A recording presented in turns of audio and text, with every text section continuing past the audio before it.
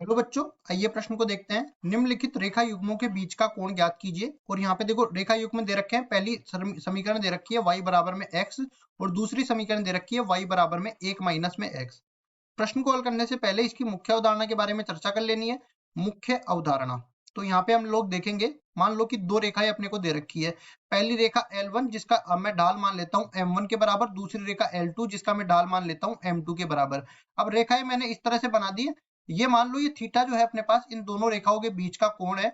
अब ये कोण है और साथ ही साथ ये वाला कोण किसके बराबर हो जाएगा, पाई माइनस थीटा के बराबर। लेकिन हमें थीटा ही निकालना है, मतलब इन दोनों के बीच का न्यून कोण निकालना है हमें, वही दोनों के बीच का कोण होगा। तो यहाँ से क्या बनेगा, देखो ढाल और कोण के बीच में संबंध ये होता है कि थीटा बराबर हो जाता है टेन प्रतिलोम, और यहाँ पे मापांक में लेंगे क्योंकि इसको न्यून कोण लेना है। तो m1 माइनस में m2 बटा में 1 प्लस m1 गुणा में m2। अब ये ढाल कैसे निकालते हैं रेखा के समीकरण से, वो भी देख लेते हैं। जब भी हमें कोई भी समीकरण दे रखा हो उसको बदलेंगे हम ढाल अंतःखंड रूप में, y बराबर mx प्लस c के रूप में। यहाँ पे m जो है वो रेखा का ढाल होता है, रेखा का ढाल या इसकी प्रवणता। और ये अपने पास c जो होता है ये इसका y अंतःखंड कहलाता है, y अंतःखंड। अब इसके बाद देखो यहाँ से क्या कर लेते हैं, ये देखो अपने पास जो समीकरण दे रखे हैं उनको लिखते हैं। y बराबर में x ये समीकरण दे रखा है, y बराबर में x माइनस एक्स प्लस 1 ये दूसरा समीकरण दे रखा है। तो ये देखो पहले ही अपने पास ढाल अंतःखंड रूप में बदले हुए हैं। इसका समीकरण में m1 बराबर, इसका ढाल जो है m1 बराबर में 1 मान लेता हूँ और इसका ढाल जो है m2 बराबर में माइनस 1 मान लेता हूँ।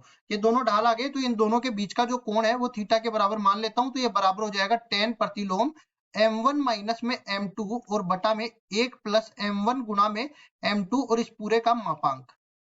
अब देखो इसको आगे हल करते हैं तो यहाँ पे क्या बनेगा, थीटा बराबर में टेन प्रतिलोम और ये बन जाएगा 1 माइनस में माइनस का 1 और बटा में 1, देखो 1 गुणा में माइनस 1 के बराबर बन जाएगा। अब इसके बाद इसको आगे हल करते हैं तो थीटा बराबर में टेन प्रतिलोम ये 2 बटा में 0 बन जाएगा। 2 बटा में 0 अपरिभाषित होता है, और जब भी थीटा बराबर में टेन प्रतिलोम अपरिभाषित निकल के आ गया, अपरिभाषित, तो ये किसके बराबर होता है, लिखते हैं इसको भी, ये अपने पास पाई बटा 2 वाला कोण हो जाता है।